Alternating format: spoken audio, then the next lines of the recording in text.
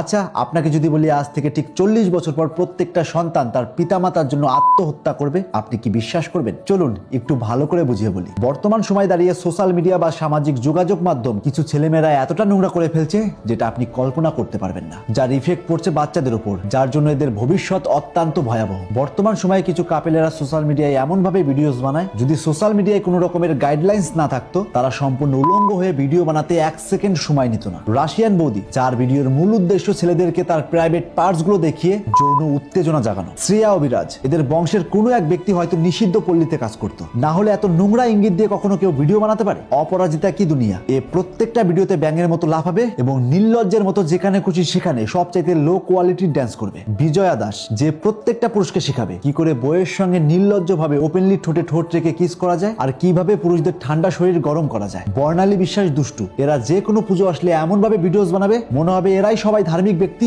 আর আমরা সবাই পাপী, অথচ এরা দেবদেবীর সামনে বড় থালায় ভোগ দেবে যাতে ক্যামেরার পর্দায় বড় থালা প্রকাশ পায়। বিশ্বাস করুন, এদের মতো নামধারী কন্টেন্ট ক্রিয়েটর আমি কোনোদিন দেখিনি। রাষ্ট্রিয়া, ভারতবর্ষের মধ্যে যদি সবচাইতে স্যাবলামো কোনো কন্টেন্ট ক্রিয়েটর থেকে থাকে তারা হলেন এরা। বিশ্বাস করুন, এদের ভিডিওতে কোনো কন্টেন্ট নেই কিন্তু তবুও তারা কন্টেন্ট ক্রিয়েটর দাবি করে। যখন কোনো পুজো পার্বণ আসবে তখন তারা সেই দেবদেবতা সাজবে, মাঝে মধ্যে স্যাবলামো করে বৃদ্ধ শ্বশুর শাশুড়িকে আবার বিয়ে দেবে, এমনকি মাঝে মধ্যে শাকচুন্নি সাজবে, প্রয়োজন হলে নোরা ফাতেহা বা সানি লিওনের মতো ডান্সও করবে। তার মধ্যে তো ন্যাকামো ফ্রি, সামান্য কিছু একটা হলেই ক্যামেরার পর্দায় চোখ দিয়ে জল ঝরে। রিয়ামন অরুন্ধফুল, এই মহিলা এতটা নোংরা যা আপনি স্বপ্নেও কল্পনা করতে পারবেন না, যে নিজের ছেলেকে বানাচ্ছে জনি সিংস এবং নিজে হচ্ছে মিয়া খলিফা। বিশ্বাস করুন, এই মহিলার বাড়ি যদি আমার পাশে থাকতো আমি একে জেলের ভাত খাইয়ে ছাড়তাম। শুধু এরাই নয়, এরকম আরো অনেক নামধারী কন্টেন্ট ক্রিয়েটর রয়েছে যারা প্রতিনিয়ত আমাদের সমাজ এবং সমাজের মানুষকে নষ্ট করেই চলছে। তাদের প্রতি আমার একটাই প্রশ্ন, আপনারা আপনাদের কন্টেন্টের মাধ্যমে মানুষকে কি মেসেজ দিতে চাইছেন? কিভাবে স্যাবলামো করা যায়, কিভাবে খারাপ হওয়া যায়, কিভাবে ছেলেকে জনি সিংস বানানো যায়, নাকি অন্য কিছু?